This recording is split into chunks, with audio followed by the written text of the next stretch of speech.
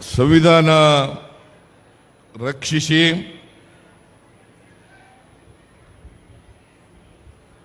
ಆಂದೋಲನ ಮತ್ತು ಕೇಂದ್ರ ಸರ್ಕಾರದ ತಪ್ಪು ಆರ್ಥಿಕ ನೀತಿಯಿಂದ ಬೆಲೆ ಏರಿಕೆ ಏನು ಈ ದೇಶದಲ್ಲಿ ಆಗ್ತಾ ಇದೆ ಅವುಗಳನ್ನು ಪ್ರತಿಭಟಿಸಿ ಕಾಂಗ್ರೆಸ್ ಪಕ್ಷ ಈಗಾಗಲೇ ಬೆಂಗಳೂರಿನಲ್ಲಿ ಪ್ರತಿಭಟನೆಯನ್ನು ನಾವು ಮಾಡಿದೋ, ಇವತ್ತು ಬೆಳಗಾಂನಲ್ಲಿ ಪ್ರತಿಭಟನೆಯನ್ನು ಮಾಡ್ತಾ ಇದ್ದೀವಿ. ಈ ಕಾರ್ಯಕ್ರಮದಲ್ಲಿ ಭಾಗವಹಿಸಿರ್ತಕ್ಕಂಥ ಎಐಸಿಸಿ ಪ್ರಧಾನ ಕಾರ್ಯದರ್ಶಿಗಳಾದಂಥ ಮಾನ್ಯ ಸುರ್ಜೇವಾಲಾ ಅವರ, ರಾಜ್ಯದ ಕೆಪಿಸಿಸಿ ಅಧ್ಯಕ್ಷರಾದಂಥ ಶ್ರೀ ಡಿ.ಕೆ. ಶಿವಕುಮಾರ್ ಅವರ, ಇನ್ನೊಬ್ಬರು ಎಐಸಿಸಿ ಪ್ರಧಾನ ಕಾರ್ಯದರ್ಶಿಗಳಾದಂಥ ನಾಸೀರ್ ಹುಸೇನ್ ಅವರ, ಎಐಸಿಸಿ ಕಾರ್ಯದರ್ಶಿಗಳಾದಂಥ ಗೋಪಿನಾಥನ್ ಅವರ, ಸಚಿವರುಗಳಾದಂಥ ಸತೀಶ್ ಜಾರಕಿಹೊಳಿ ಅವರ, ಎಚ್.ಕೆ. ಪಾಟೀಲ್ ಅವರ, ಲಕ್ಷ್ಮೀ ಹೆಬ್ಬಾಳ್ಕರ್ ಅವರ, ಎಂ.ಬಿ. ಪಾಟೀಲ್ ಅವರ, ಡಾಕ್ಟರ್ ಎಸ್.ಸಿ. ಮಾದೇವಪ್ಪ ಅವರ, ಕೆ.ಎಚ್. ಮುನಿಯಪ್ಪ ಅವರ, ಆರ್.ಬಿ. ತಿಮ್ಮಾಪುರ್ ಅವರ, ಸಂಸದರಾದಂಥ ಪ್ರಿಯಾಂಕ್ ಜಾರಕಿಹೊಳಿ ಅವರ, ರಾಜ್ಯಸಭಾ ಸದಸ್ಯರಾದಂಥ ಜಿ.ಸಿ. ಚಂದ್ರಶೇಖರ್ ಅವರ, ಮಾಜಿ ಮಂತ್ರಿಗಳೇ, ಶಾಸಕ ಮಿತ್ರರೇ, ಮಾಜಿ ಶಾಸಕರುಗಳೇ ಹಾಗೂ ಇತರ ಎಲ್ಲ ನಮ್ಮ ಪಕ್ಷದ ಮುಖಂಡರುಗಳೇ, ಇಲ್ಲಿ ಆಗಮಿಸಿರ್ತಕ್ಕಂಥ ಆತ್ಮೀಯ ಕಾರ್ಯಕರ್ತ ಬಂಧುಗಳೇ, ತಾಯಂದಿರೇ, ಯುವಕ ಮಿತ್ರರೇ, ಮಾಧ್ಯಮದ ಗೆಳೆಯರೇ, ಬೆಲೆ ಏರಿಕೆ ವಿರುದ್ಧವಾಗಿ ಭಾರತೀಯ ಜನತಾ ಪಕ್ಷದವರು ಅವರ ತಪ್ಪುಗಳನ್ನು ಮುಚ್ಚಿಕೊಳ್ಳಿಕ್ಕೋಸ್ಕರ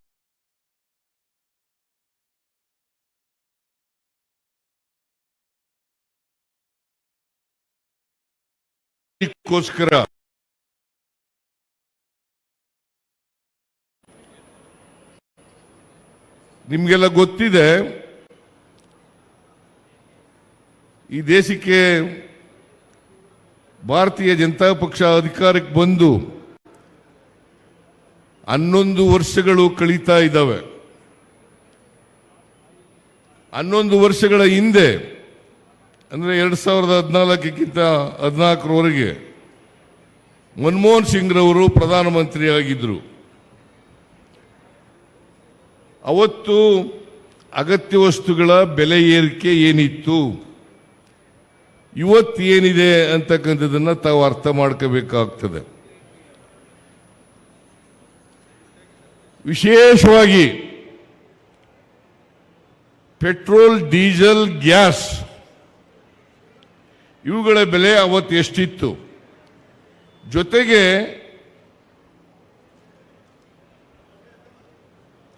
ಅಂತಾರಾಷ್ಟ್ರೀಯ ಮಾರುಕಟ್ಟೆಯಲ್ಲಿ ಕ್ರೂಡ್ ಆಯಿಲ್ ಬೆಲೆ ಎಷ್ಟಿತ್ತು, ಈಗ ಎಷ್ಟಿದೆ ಅಂತಕ್ಕಂಥದ್ದನ್ನು ತಾವು ಅರ್ಥ ಮಾಡ್ಕೋಬೇಕಾಗ್ತದೆ. ಈ ನಾಡಿನ ಜನರಿಗೆ ಸತ್ಯ ಅರ್ಥ ಆಗಬೇಕು. ಯಾರು ಬೆಲೆ ಏರಿಕೆಗೆ ಕಾರಣ, ಯಾರು ಇವತ್ತು ಜನರಿಗೆ ಟೋಪಿ ಹಾಕ್ತಕ್ಕಂಥ ಮೋಸ ಮಾಡ್ತಕ್ಕಂಥ ಕೆಲಸವನ್ನ ಮಾಡ್ತಾ ಇದ್ದಾರೆ. ಇದು ಈ ನಾಡಿನ ಜನರಿಗೆ ಅರ್ಥ ಆಗಬೇಕಾಗ್ತದೆ. ಅದಕ್ಕೋಸ್ಕರ ಸತ್ಯವನ್ನ ತಿಳಿಸಲಿಕ್ಕೆ ಇವತ್ತು ಭಾರತೀಯ ಜನತಾ ಪಕ್ಷದವರು ಜಾತಿ ಹೆಸರಿನಲ್ಲಿ, ಧರ್ಮದ ಹೆಸರಿನಲ್ಲಿ ಹೇಗೆ ನಾಡನ್ನ ಛಿದ್ರ ಮಾಡ್ತಾ ಇದ್ದಾರೆ, ಸಮಾಜವನ್ನ ಛಿದ್ರ ಮಾಡ್ತಾ ಇದ್ದಾರೆ, ಅದನ್ನು ಕೂಡ ಜನರಿಗೆ ತಿಳಿಸಬೇಕು ಅನ್ನೋ ಕಾರಣಕ್ಕೋಸ್ಕರವಾಗಿ ಇವತ್ತು ಎಲ್ಲ ವಿಭಾಗ ಮಟ್ಟದಲ್ಲಿ ಮತ್ತೆ ದೊಡ್ಡ ದೊಡ್ಡ ಪಟ್ಟಣಗಳಲ್ಲಿ ನಾವು ಈ ಕಾರ್ಯಕ್ರಮವನ್ನು ಹಮ್ಮಿಕೊಂಡಿದ್ದೇವೆ. 1ನೇ ತಾರೀಕು ಹುಬ್ಬಳ್ಳಿನಲ್ಲಿ ಈ ಕಾರ್ಯಕ್ರಮ ನಡೀತಾ ಇದೆ. ಇವತ್ತು ಇಲ್ಲಿ ನಡೀತಾ ಇದೆ. ಮೊನ್ನೆ ಬೆಂಗಳೂರಿನಲ್ಲಿ ನಡೀತು. ಇದು ಯಾಕೆ ಮಾಡ್ತಾ ಇದ್ದೀವಿ ಅಂತಂದ್ರೆ, ಭಾರತೀಯ ಜನತಾ ಪಕ್ಷದವರು ಸುಳ್ಳು ಹೇಳ್ಕೊಂಡು ತಿರುಗಾಡ್ತಾ ಇದ್ದಾರೆ. ಅದರಿಂದ ಸತ್ಯವನ್ನ ಜನರಿಗೆ ತಿಳಿಸಬೇಕು ಅನ್ನೋ ಕಾರಣಕ್ಕೋಸ್ಕರ ನಿಮಗೆ ಒಂದೇ ಒಂದು ಉದಾಹರಣೆ ಹೇಳಬೇಕು ಅಂತಂದ್ರೆ, ಪೆಟ್ರೋಲ್, ಡೀಸೆಲ್ ಮತ್ತು ಗ್ಯಾಸ್ 2015ನೇ ಇಸ್ವಿನಲ್ಲಿ 49 ರೂಪಾಯಿ ಇತ್ತು, 49-50 ರೂಪಾಯಿ ಇತ್ತು ಡೀಸೆಲ್ ಬೆಲೆ. ಗ್ಯಾಸ್ ಬೆಲೆ 414 ರೂಪಾಯಿ ಇತ್ತು. ಪೆಟ್ರೋಲ್ ಬೆಲೆ 71 ರೂಪಾಯಿ ಇತ್ತು. ಇವತ್ತೆಷ್ಟಾಗಿದೆ ಹೇಳಿ ನೋಡೋಣ. ಕ್ರೂಡ್ ಆಯಿಲ್ ಬೆಲೆ ಮನಮೋಹನ್ ಸಿಂಗ್ರವರ ಕಾಲದಲ್ಲಿ $125 ಹೋಗಿತ್ತು. ಒಂದು ಬ್ಯಾರಲ್ ಕ್ರೂಡ್ ಆಯಿಲ್ ಬೆಲೆ $125 ಹೋಗಿತ್ತು. ಇವತ್ತು ಒಂದು ಬ್ಯಾರಲ್ ಕ್ರೂಡ್ ಆಯಿಲ್ ಬೆಲೆ $62 ಆಗಿದೆ. ಅಂದ್ರೆ ಸುಮಾರು ಅರ್ಧದಷ್ಟು ಕಡಿಮೆ ಆಯಿತು. ಅರ್ಧದಷ್ಟು ಪೆಟ್ರೋಲ್ ಕಡಿಮೆ ಆಗಿದೆಯಾ? ಡೀಸೆಲ್ ಕಡಿಮೆ ಆಗಿದೆಯಾ? ಗ್ಯಾಸ್ ಕಡಿಮೆ ಆಗಿದೆಯಾ? ಭಾರತೀಯ ಜನತಾ ಪಕ್ಷದ ನಿಮಗೇನಾದ್ರು ಮಾನ ಮರ್ಯಾದೆ ಏನಾದ್ರು ಕಿಂಚಿತ್ರಿದ್ರೆ, ಜನ ಆಕ್ರೋಶ ಅಂತಕ್ಕಂಥ ಕಾರ್ಯಕ್ರಮವನ್ನು ಹಮ್ಮಿಕೊಳ್ಳಲಿಕ್ಕೆ ನಿಮಗೆ ಯಾವ ನೈತಿಕ ಹಕ್ಕು ಕೂಡ ಇರ್ತಿರ್ಲಿಲ್ಲ ಅಂತಕ್ಕಂಥ ಮಾತುಗಳನ್ನು ಹೇಳಲಿಕ್ಕೆ ಬಯಸ್ತಾ ಇದ್ದೇನೆ. ನಾಚಿಕೆ ಆಗಬೇಕು ಅವರಿಗೆ. ಮಾನ ಮರ್ಯಾದೆ ಏನೂ ಇಲ್ಲ ಅವರಿಗೆ. ಬೆಲೆ ಏರಿಕೆಯನ್ನು ನೀವು ಯದ್ವಾ ಏರಿಸಿ ಇವತ್ತು ಅಗತ್ಯ ವಸ್ತುಗಳು ಬೆಲೆ ಏರಿಕೆ ಆಗ್ಬಿಟ್ಟಿದೆ. ಸಿದ್ದರಾಮಯ್ಯನವರ ಸರ್ಕಾರ ಬೆಲೆ ಎಲ್ಲ ಬೆಲೆಗಳನ್ನು ಏರಿಕೆ ಮಾಡಿಬಿಟ್ಟಿದೆ ಅಂತಕ್ಕಂಥ ಮಾತುಗಳನ್ನು ಹೇಳ್ತಿದ್ದೀರಿ. ಇದು ಸತ್ಯಕ್ಕೆ ದೂರವಾದಂತೆ. ಕೂತ್ಕೊಳ್ರಿ.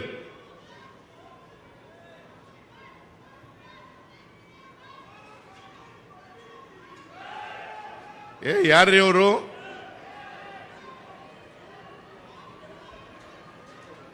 ಯಾರ್ರೀ ಅವರು?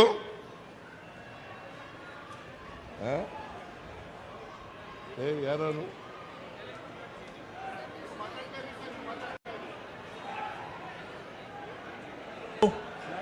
ದಯವಿಟ್ಟು ಎಲ್ಲರೂ ಕುಳಿತುಕೊಳ್ಳಿ. ದಯವಿಟ್ಟು ಪೊಲೀಸರು ಅದೇನು ನೋಡ್ಕೊಳ್ಳಿ. ದಯವಿಟ್ಟು ಎಲ್ಲರೂ ಕುಳಿತುಕೊಳ್ಳಿ. ಈ ಕಡೆ ಸನ್ಮಾನ್ಯ ಮುಖ್ಯಮಂತ್ರಿಗಳು ಮಾತನಾಡ್ತಿದ್ದಾರೆ. ದಯವಿಟ್ಟು ಈ ಕಡೆ ಎಲ್ಲರೂ ಕುಳಿತುಕೊಳ್ಳಿ. ಅಲ್ಲೇನಿಲ್ಲ, ನೋಡ್ತಾ ಇದ್ದಾರೆ. ಅದು ಕಾಂಗ್ರೆಸ್ ಪಕ್ಷಕ್ಕೆ ಬೋಲೋ ಭಾರತ್ ಮಾತಾ ಕಿ. ಪೊಲೀಸ್ ಸನ್ಮಾನ್ಯ ಸಿದ್ದರಾಮಯ್ಯ ಸಾಹೇಬರಿಗೆ ಬರ ಇಲ್ಲಿ. ಯಾವನವನು ಲೇ?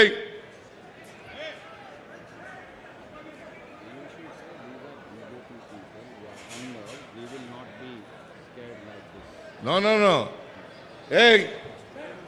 ಬರ ಇಲ್ಲಿ.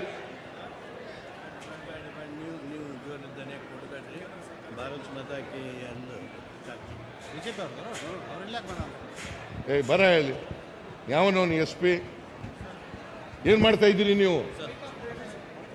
ಭ್ರಷ್ಟ ಕೇಂದ್ರ ಸರ್ಕಾರಕ್ಕೆ, ಭ್ರಷ್ಟ ಬಿಜೆಪಿ ಕೇಂದ್ರ ಸರ್ಕಾರಕ್ಕೆ, ಭ್ರಷ್ಟ ಬಿಜೆಪಿ ಕೇಂದ್ರ ಸರ್ಕಾರಕ್ಕೆ ಬೋಲೋ ಭಾರತ್ ಮಾತಾ ಕಿ ಜೈ. ಕಾಂಗ್ರೆಸ್ ಸಿದ್ದರಾಮಯ್ಯ ಸಾಹೇಬರಿಗೆ, ಡಿ ಕೆ ಶಿವಕುಮಾರ್ ಸಾಹೇಬರಿಗೆ, ಸತೀಶ್ ಜಾರಕಿಹೊಳಿ ಸಾಹೇಬರಿಗೆ ಬೋಲೋ ಭಾರತ್ ಮಾತಾ ಕಿ. ದುಷ್ಟ ಬಿಜೆಪಿ ಕೇಂದ್ರ ಸರ್ಕಾರಕ್ಕೆ. ದಯವಿಟ್ಟು ಎಲ್ಲರೂ ಶಾಂತ ರೀತಿಯಿಂದ ಕುಳಿತುಕೊಳ್ಳಿ. ಕುಳಿತುಕೊಳ್ರಿ ಎಲ್ಲರೂ. ಕೂತ್ಕೊಳ್ಳಿ ಪ್ಲೀಸ್, ಕೂತ್ಕೊಳ್ರಿ. ಬಿಜೆಪಿಯವರು RSS ನವರು ಎಲ್ಲ ಕಡೆ ಇದೇ ರೀತಿ ಶಾಂತಿಯನ್ನ ಕರಡ್ತಕ್ಕಂತ ಕೆಲಸವನ್ನ ಮಾಡ್ತಾರೆ.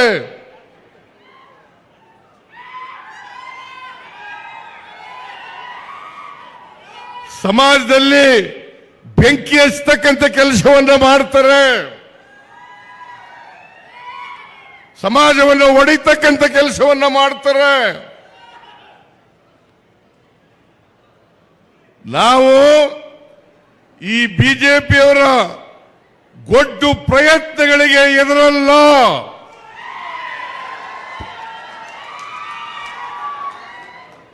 ಇವರನ್ನ ಸಾರ್ವಜನಿಕವಾಗಿ ಎದುರಿಸ್ತಕ್ಕಂಥ ಶಕ್ತಿ ನಮಗಿದೆ ಅಂತಕ್ಕಂಥದನ್ನ ಅವರಿಗೆ ತಿಳಿಸ್ಲಿಕ್ಕೆ ಬಯಸ್ತಾ ಇದ್ದೇನೆ. ನಮ್ಮ ಕಾರ್ಯಕರ್ತರಿಗೆ ನಾವು RSS ನವರನ್ನ ಬಿಜೆಪಿಯವರನ್ನ ನೋಡ್ಕೊಳ್ಳಿ ಅಂತ ಹೇಳಿದ್ರು ಸಾಕು. ಅವರು ಬಾಲ ಬಿಚ್ಚಲಿಕ್ಕೆ ಸಾಧ್ಯ ಇಲ್ಲ.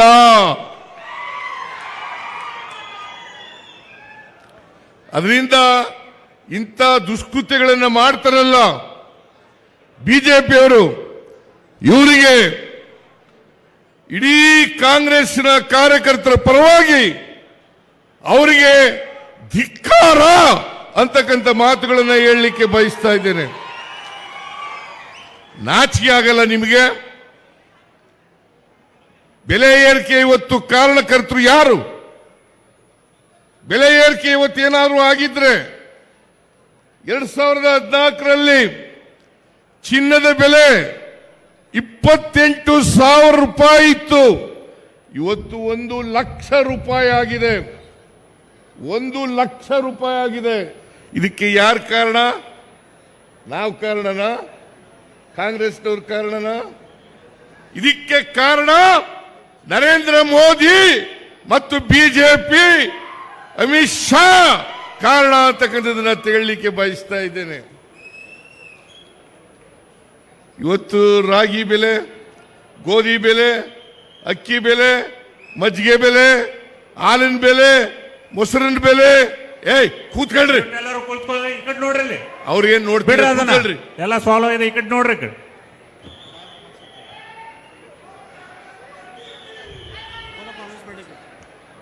ಕಾಂಗ್ರೆಸ್ ಪಕ್ಷಕ್ಕೆ.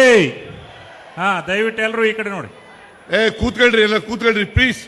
ಆ ಕಡೆ ಏನ್ ನೋಡಕ್ ಹೋಗ್ಬಿಡಿ, ಕೂತ್ಕೊಳ್ಳಿ. ಅವ್ರು ಯಾರ ಒಬ್ಬ ಬಂದಿದ್ದ ಹೋದ ಅವನು. ಬೋಲೋ ಸಿದ್ದರಾಮಯ್ಯ ಸಾಹೇಬ್ರಿಗೆ, ಸಿದ್ದರಾಮಯ್ಯ ಸಾಹೇಬ್ರಿಗೆ ಜೈ ಕಾಂಗ್ರೆಸ್, ಜೈ ಜೈ ಕಾಂಗ್ರೆಸ್, ಜೈ ಬಾಪು, ಜೈ ಭೀಮ್, ಜೈ ಸಂವಿಧಾನ್. ನಾವ್ಯಾರು ಕೂಡ ಎದುರಲ್ಲ. ಮತ್ತೆ ಈ ನಿಮ್ಮ ಕೇಂದ್ರ ಸರ್ಕಾರ ಬೆಲೆ ಏರಿಕೆಯನ್ನು ಮಾಡಿದೆ, ಅದರ ವಿರುದ್ಧ ಪ್ರತಿಭಟನೆಯನ್ನು ನಿಲ್ಲಿಸಲ್ಲ. ನಿಮಗೆ ನಾಚಿಕೆ ಆಗಬೇಕು. ಅಧಿಕಾರದಲ್ಲಿ ಇದ್ರಿ 4 ವರ್ಷಗಳ ಕಾಲ. 2023ರಲ್ಲಿ ನಡೆದಂತ ವಿಧಾನಸಭಾ ಚುನಾವಣೆಯಲ್ಲಿ ನೀವು ಏನು ಹಿಂಭಾಗಲಿಂದ ಅಧಿಕಾರಕ್ಕೆ ಬಂದಿದ್ರಿ?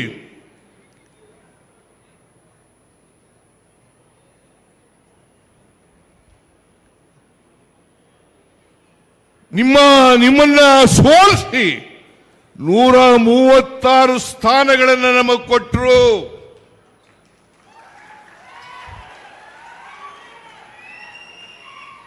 ಎರಡ್ 2028 ವಿಧಾನಸಭಾ ಚುನಾವಣೆಯಲ್ಲೂ ಕೂಡ ನಾವೇ ಗೆಲ್ತೀವೋ ಹೊರತು ಭಾರತೀಯ ಜನತಾ ಪಕ್ಷ ಯಾವತ್ತೂ ಕೂಡ ಗೆಲ್ಲಲಿಕ್ಕೆ ಸಾಧ್ಯ ಇಲ್ಲ. ನೀವು 2008, 2018, 2023 ಯಾವಾಗ ಜನರ ಆಶೀರ್ವಾದವನ್ನು ಪಡೆದು ಅಧಿಕಾರಕ್ಕೆ ಬಂದಿದ್ರಿ ಹೇಳಿ ನೋಡೋಣ. ಬಿಜೆಪಿಯವರು 2008ರಲ್ಲಿ ಸಂಪೂರ್ಣ ಬಹುಮತವನ್ನು ಪಡೆದಿರಲಿಲ್ಲ. 2013ರಲ್ಲಿ ಪಡೆಯಲಿಲ್ಲ, 2018ರಲ್ಲಿ ಪಡೆಯಲಿಲ್ಲ, 2023ರಲ್ಲಿ ಪಡೆಯಲಿಲ್ಲ.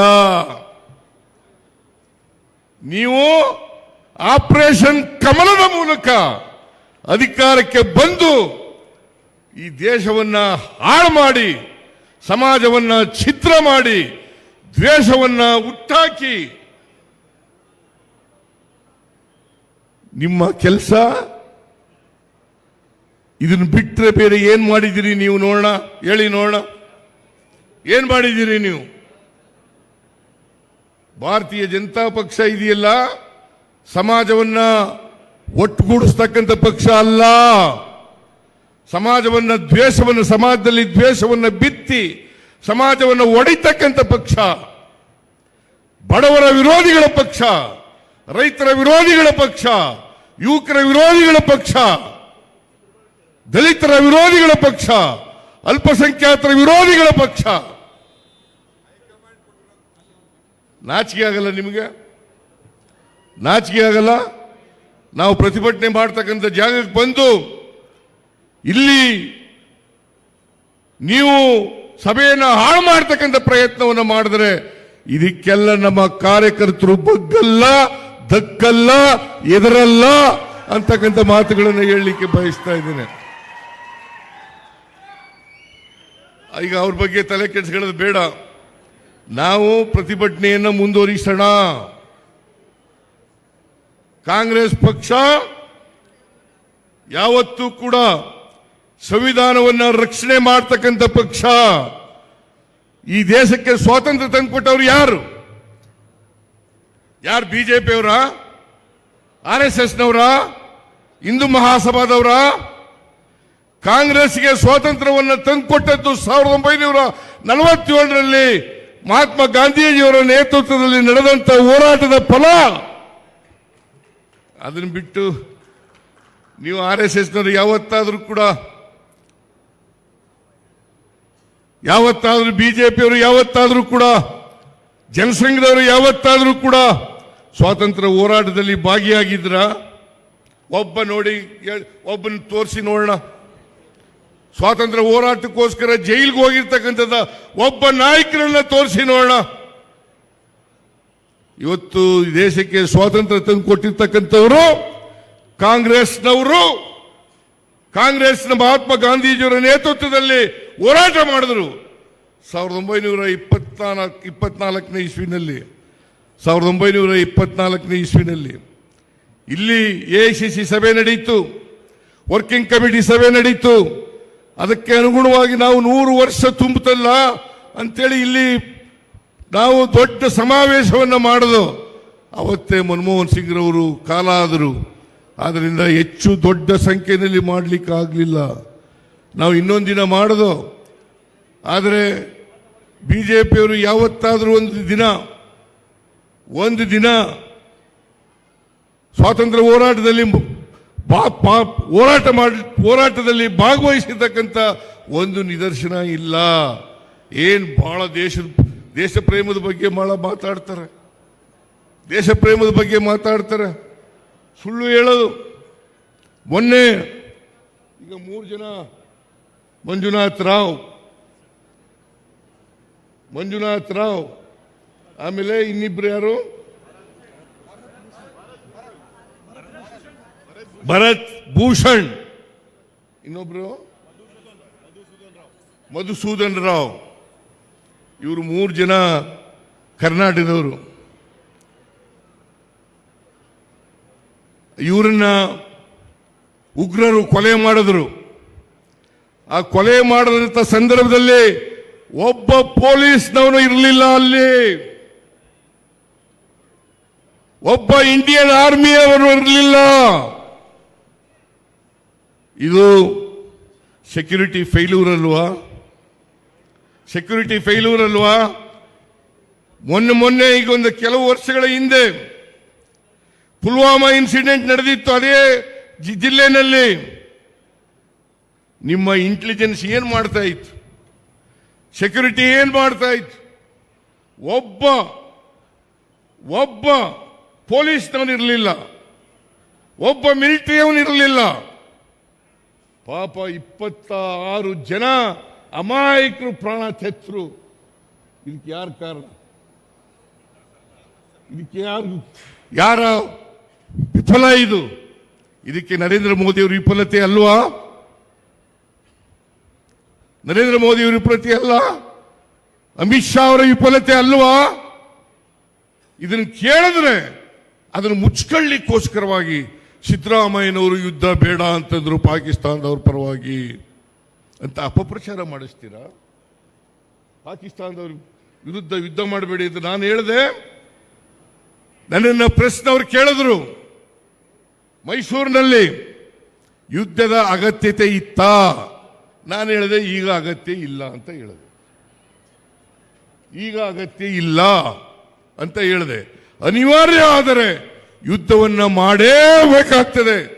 ದೇಶದ ಅಖಂಡತೆಗೆ, ಸಾರ್ವಭೌಮತೆಗೆ, ದೇಶವನ್ನು ರಕ್ಷಣೆ ಮಾಡ್ತಕ್ಕಂಥ ಸಮಯ ಬಂದರೆ ಯುದ್ಧಕ್ಕೆ ನಾವು ಸದಾ ಸಿದ್ಧರಿದ್ದೇವೆ. ಭಯೋತ್ಪಾದಕರನ್ನ ಬೇರ್ ಸಹಿತ ಕಿತ್ತಾಕದ್ರ ಬಿಡ್ಲು ಅವರನ್ನು ಬೆಳಿಲಿಕ್ಕೆ ಬಿಟ್ಟು ನೀವು ಸೆಕ್ಯೂರಿಟಿಯನ್ನ, ಭದ್ರತೆಯನ್ನು ಎಲ್ರಿಗೂ ಕೊಡಲು ಬಿಟ್ಟು ಇವತ್ತು ಅದನ್ನು ಮುಚ್ಕೊಳ್ಳಿಕ್ಕೋಸ್ಕರ, ನಿಮ್ಮ ವೈಫಲ್ಯವನ್ನು ಮುಚ್ಕೊಳ್ಳಿಕ್ಕೋಸ್ಕರವಾಗಿ ನನ್ನ ಮೇಲೆ ಗೂಬೆ ಕುಳಿಸ್ತಕ್ಕಂಥ ಪ್ರಯತ್ನವನ್ನ ಬಿಜೆಪಿಯವರು ಮಾಡ್ತಾ ಇದ್ದಾರೆ. ಅದಕ್ಕೆ ಕೆಲವು ಎಲೆಕ್ಟ್ರಾನಿಕ್ ಮೀಡಿಯಾಗಳು ಸಹಾಯ ಮಾಡ್ತಾ ಇದ್ದಾವೆ. ನಾನು ಹೇಳಿದ್ದೇ ಒಂದು, ತೋರಿಸಿದ್ದೇ ಒಂದು, ಜನಗಳ ಮುಂದೆ ಇಟ್ಟಿದ್ದೇ ಒಂದು. ಇದನ್ನೆಲ್ಲ ಮಾಡಬಾರ್ದು. ನಾವು ಯಾವತ್ತೂ ಕೂಡ ದೇಶದ ರಕ್ಷಣೆ, ದೇಶದ ಅಖಂಡತೆ, ದೇಶದ ಸಾರ್ವಭೌಮತೆ ಇದಕ್ಕೆ ಧಕ್ಕೆ ಬರಲಿಕ್ಕೆ ಬಿಡಲ್ಲ. ಈ ದೇಶವನ್ನ ಸ್ವಾತಂತ್ರ್ಯಗೊಳಿಸಿದವರು ನಾವು. ಕಾಂಗ್ರೆಸ್ ಬ್ರಿಟಿಷ್ನವರನ್ನು ಹೊರಡಿಸಿ, ಇದು ಬಲವಂತದವರ ಯಾರು ಶ್ರೀಮಂತರಿದ್ದಾರೆ ಅವರು ಹೋರಾಟದ ಫಲವಾಗಿ ನಾವು ಈ ದೇಶಕ್ಕೆ ಸ್ವಾತಂತ್ರ್ಯ ಬಂದಿರತಕ್ಕಂಥದ್ದಲ್ಲ. ಈ ದೇಶದ ಬಡವರು, ದಲಿತರು, ಹಿಂದುಳಿದವರು, ಅಲ್ಪಸಂಖ್ಯಾತರು, ಎಲ್ಲ ಧರ್ಮದ ಜನ ಹೋರಾಟ ಮಾಡಿ ದೇಶಕ್ಕೆ ಸ್ವಾತಂತ್ರ್ಯವನ್ನು ತಂದಿರತಕ್ಕಂಥದ್ದು. ನಾನು ಕೇಳ್ತೀನಿ, ನಿಮಗೆ ನಾಚಿಕೆ ಆಗಲ್ಲ? ನಿಮಗೆ ಸ್ವಾತಂತ್ರ್ಯ ಬಂದ ಮೇಲೆ 52 ವರ್ಷಗಳ ಕಾಲ ಇವರು RSS ಕಚೇರಿನಲ್ಲಿ ಭಾರತದ ಧ್ವಜ ಹಾರಿಸಿರಲಿಲ್ಲ. 52 ವರ್ಷಗಳ ಕಾಲ ಭಾರತದ ಧ್ವಜ ಹಾರಿಸಿರಲಿಲ್ಲ. ನಾಚಿಕೆ ಆಗಲ್ಲ ನಿಮಗೆ ದೇಶದ ಬಗ್ಗೆ ಮಾತಾಡೋಕ್ಕೆ? ಮಾನ ಮರ್ಯಾದೆ ಏನಾದ್ರು ಇದೆಯಾ ನಿಮಗೆ? 52 ವರ್ಷಗಳ ಕಾಲ ಬಿಜೆಪಿ ಕಚೇರಿನಲ್ಲಿ ಭಾರತದ ಧ್ವಜವನ್ನು ಆರಿಸಿರಲಿಲ್ಲ. ನಿಮಗೆ ನಾಚಿಕೆ ಆಗಲ್ಲ? ನಾವು 4 ರೂಪಾಯಿ ಹಾಲಿನ ಬೆಲೆ ಏರಿಸಿದ್ರೆ ಅದನ್ನು ನೇರವಾಗಿ ನಮ್ಮ ಸರ್ಕಾರಕ್ಕೆ ಏನು ಬರಲ್ಲ. ಅದು ರೈತರಿಗೆ ಕೊಡ್ತಕ್ಕಂಥ ಬೆಲೆ, ರೈತರಿಗೆ ವರ್ಗಾವಣೆ ಮಾಡ್ತಕ್ಕಂಥ ಹಣ ಅದು. ಅಷ್ಟಾದರೂ ಕೂಡ ಬೇರೆ ರಾಜ್ಯಗಳು, ಪಕ್ಕದ ರಾಜ್ಯಗಳಿದ್ದಾವಲ್ಲ, ಆಂಧ್ರ ಪ್ರದೇಶ್, ತೆಲಂಗಾಣ, ಮಹಾರಾಷ್ಟ್ರ, ತಮಿಳುನಾಡು, ಕೇರಳ, ಆ ರಾಜ್ಯಗಳಿಗಿಂತ ಕಡಿಮೆ ಇದೆ ಹಾಲಿನ ಬೆಲೆ, ಮಾರಾಟದ ಬೆಲೆ ಬೆಲೆ ಕಡಿಮೆ ಇದೆ. ಬಸ್ಸಿನ ದರ ಆ ರಾಜ್ಯಗಳಿಗಿಂತ ಕಡಿಮೆ ಇದೆ. ನಾವು ಪೆಟ್ರೋಲ್, ಡೀಸೆಲ್ ಬೆಲೆ, ಪೆಟ್ರೋಲ್ ಬೆಲೆ ಆ ರಾಜ್ಯಗಳಿಗಿಂತ ಕಡಿಮೆ ಇದೆ ಕರ್ನಾಟಕದಲ್ಲಿ ಇರ್ತಕ್ಕಂಥದ್ದು. ಡೀಸೆಲ್ ಬೆಲೆ ಇರ್ಬೋದು, ಪೆಟ್ರೋಲ್ ಬೆಲೆ ಇರ್ಬೋದು. ಇವತ್ತು ಎಷ್ಟಿದೆ ಪೆಟ್ರೋಲ್ ಬೆಲೆ? 91 ರೂಪಾಯಿ. ಅಲ್ಲ, ಡೀಸೆಲ್ ಬೆಲೆ 91 ರೂಪಾಯಿ 4 ಪೈಸೆ. ಸ್ವಾತಂತ್ರ್ಯ ಇವರು ನರೇಂದ್ರ ಮೋದಿ ಬಂದಾಗ ಎಷ್ಟಿತ್ತು? 49 ರೂಪಾಯಿ ಇತ್ತು. ಇವತ್ತು ಎಷ್ಟಾಗಿದೆ? 91 ರೂಪಾಯಿ 4 ಪೈಸೆ. ಯಾರ ಕಾರಣ ಇದಕ್ಕೆ? ಪೆಟ್ರೋಲ್ ಬೆಲೆ 70 ರೂಪಾಯಿ 71 ರೂಪಾಯಿ ಇತ್ತು, ಇವತ್ತು 102 ರೂಪಾಯಿ ಇದೆ. ಯಾರ ಕಾರಣ ಇದಕ್ಕೆ? ಯಾರ ಜವಾಬ್ದಾರಿ ಇದಕ್ಕೆ? ಡೀಸೆಲ್ ಬೆಲೆ 414 ರೂಪಾಯಿ ಇತ್ತು. ಒಂದು ಹಂತದಲ್ಲಿ 2016ರಲ್ಲಿ 1,000 ರೂಪಾಯಿಗಿಂತ ಜಾಸ್ತಿ ಹೋಗಿತ್ತು. ಇವತ್ತು 855 ರೂಪಾಯಿ ಇದೆ. ಯಾರ ಕಾರಣ ಇದಕ್ಕೆ? ಯಾರ ಕಾರಣ? ಅಗತ್ಯ ವಸ್ತುಗಳು ಇವತ್ತು ಎಲ್ಲ ಏರ್ಬೇಕಾದ್ರೆ ಮಿಸ್ಟರ್ ನರೇಂದ್ರ ಮೋದಿ ಕಾರಣ, ಅವರ ಸರ್ಕಾರ ಕಾರಣ. 11 ವರ್ಷಗಳಲ್ಲಿ ಈ ಬೆಲೆ ಎಲ್ಲ ಏರಿಕೆಯಾಗಿದೆಯಲ್ಲ, ಜನರ ಮೇಲೆ ಬರೆ ಹಾಕಿದಿರಲ್ಲ. ಮನಮೋಹನ್ ಸಿಂಗ್ನವ್ರ ಕಾಲದಲ್ಲಿ ಕಾರ್ಪೊರೇಟ್ ಟ್ಯಾಕ್ಸ್ 30% ಇತ್ತು, ಇವತ್ತು 22% ಇದೆ. 8% ಕಡಿಮೆ ಆಯಿತು. ಯಾಕೆ ಕಡಿಮೆ ಆಯಿತು?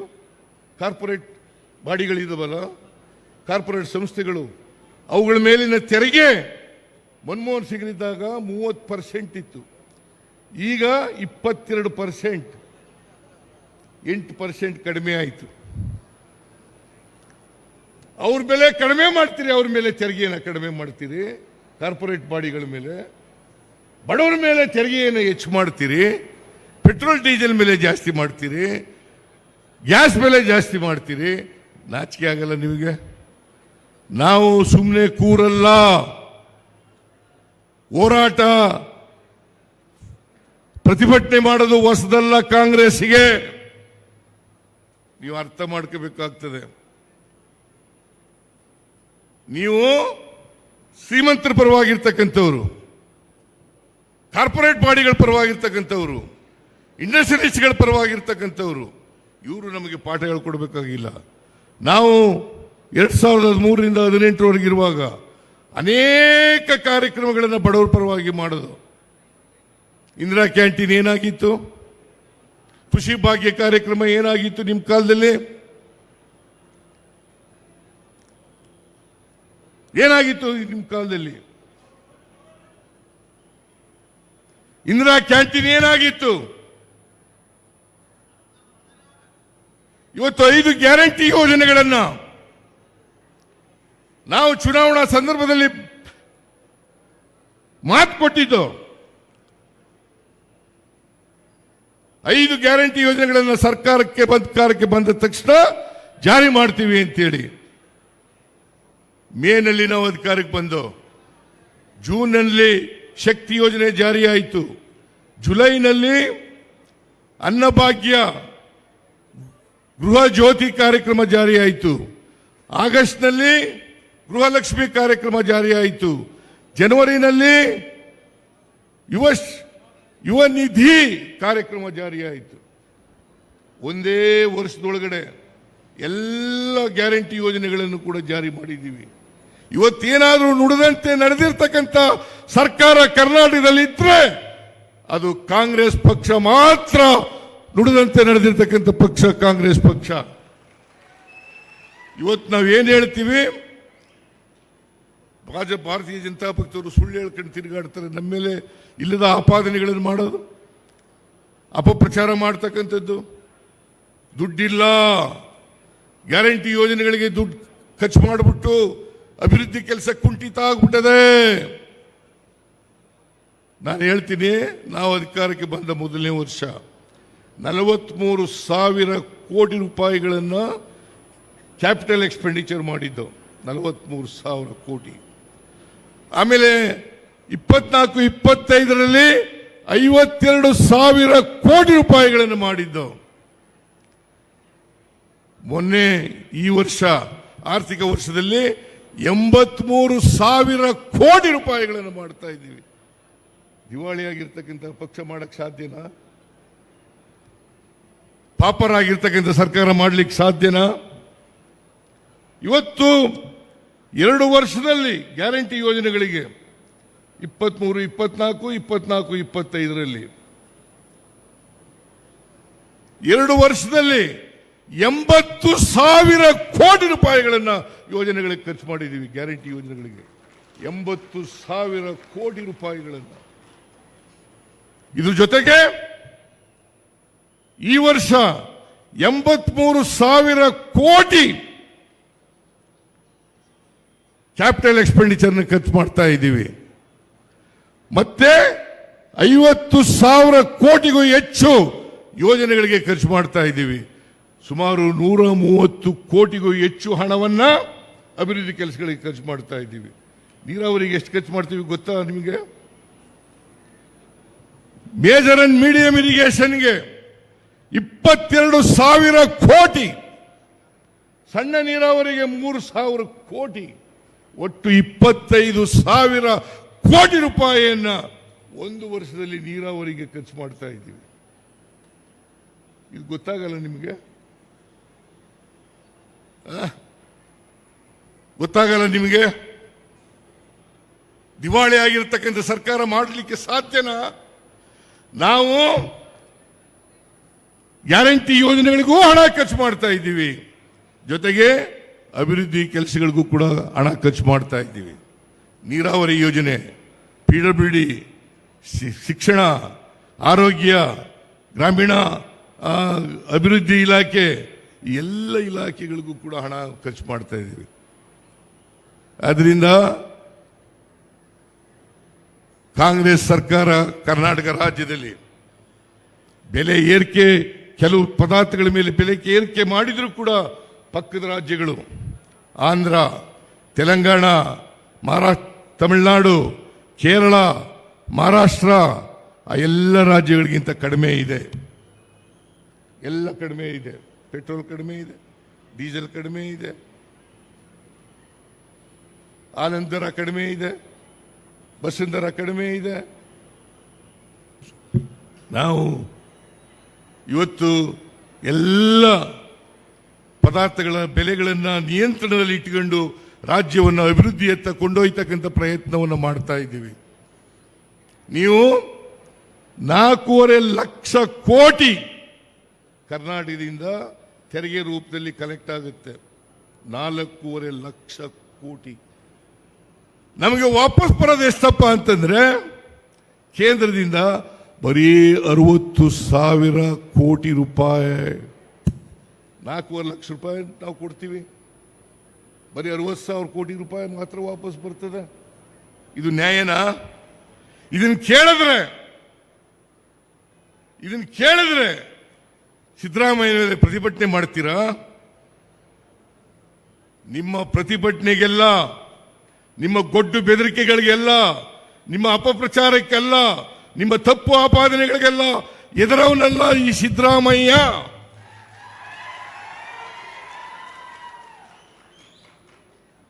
ನಿಮ್ಮನ್ನ ಮೆಟ್ಟಿ ನಿಲ್ತಕ್ಕಂಥದ್ದೇ ಕಾಂಗ್ರೆಸ್ ಪಕ್ಷದ ಧ್ಯೇಯ. ನೀವು ಸಂವಿಧಾನವನ್ನು ಹಾಳು ಮಾಡಕ್ಕೆ ಕೊಟ್ಟಿದ್ದೀರಿ. ಸಂವಿಧಾನವನ್ನು ರಕ್ಷಣೆ ಮಾಡತಕ್ಕಂಥದ್ದು ನಮ್ಮ ಕರ್ತವ್ಯ, ನಮ್ಮ ಜವಾಬ್ದಾರಿ. ಸಂವಿಧಾನವನ್ನು ರಕ್ಷಣೆ ಮಾಡಿದ್ರೆ ಸಂವಿಧಾನ ನಮ್ಮನ್ನು ರಕ್ಷಣೆ ಮಾಡ್ತದೆ. ಇವತ್ತು ನರೇಂದ್ರ ಮೋದಿ ಅವರು ಪ್ರಧಾನಮಂತ್ರಿ ಆಗಿರೋದು ಯಾವ ಸಂವಿಧಾನದಿಂದ? ಇದೇ ಸಂವಿಧಾನದಿಂದ ಅಲ್ಲ. ನಾನು ಮುಖ್ಯಮಂತ್ರಿ ಆಗಿರ್ತಕ್ಕಂಥದ್ದು ಯಾವ ಸಂವಿಧಾನದಿಂದ? ಬಾಬಾ ಸಾಹೇಬ್ ಅಂಬೇಡ್ಕರ್ ಅವರು ಕೊಟ್ಟಿರ್ತಕ್ಕಂಥ ಸಂವಿಧಾನದಲ್ಲ.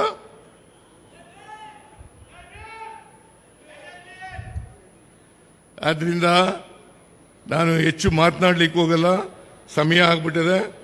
ದಯಮಾಡಿ ನೀವೆಲ್ಲರೂ ಕೂಡ ಕೇಂದ್ರ ಸರ್ಕಾರ ಬೆಲೆ ಏರಿಕೆ ಇವತ್ತು ಏನಾದ್ರು ಆಗಿದ್ರೆ, ಚಿನ್ನ ಆಗಿದ್ರೆ, ಬೆಳ್ಳಿ ಆಗಿದ್ರೆ, ಗೊಬ್ಬರ ಆಗಿದ್ರೆ, ಆಹಾರ ಪದಾರ್ಥಗಳಾಗಿದ್ರೆ, ಇವೆಲ್ಲಕ್ಕೂ ಕಾರಣ ಕೇಂದ್ರ ಸರ್ಕಾರ ಅಂತಕ್ಕಂಥದ್ದನ್ನು ನಾವು ಅರ್ಥ ಮಾಡ್ಕೋಬೇಕಾಗ್ತದೆ. ಮುಂದಿನ ದಿನಗಳಲ್ಲಿ ನಮ್ಮ ಕಾರ್ಯಕರ್ತರು ಅವರ ಅನ್ಯಾಯದ ವಿರುದ್ಧ ಪ್ರತಿಭಟಿಸ್ತಕ್ಕಂಥ ಮನೋಭಾವವನ್ನು ಬೆಳೆಸ್ಕೊಳ್ಬೇಕು ಅಂತಕ್ಕಂಥ ಮಾತುಗಳನ್ನು ಹೇಳಿ ನಿಮಗೆಲ್ಲ ನಮಸ್ಕಾರ ಮಾಡಿ ನನ್ನ ಮಾತುಗಳನ್ನು ಮುಗಿಸ್ತೇನೆ. ಜೈ ಹಿಂದ್, ಜೈ ಕರ್ನಾಟಕ. ಧನ್ಯವಾದಗಳು ಸನ್ಮಾನ್ಯ ಮುಖ್ಯಮಂತ್ರಿಗಳಿಗೆ.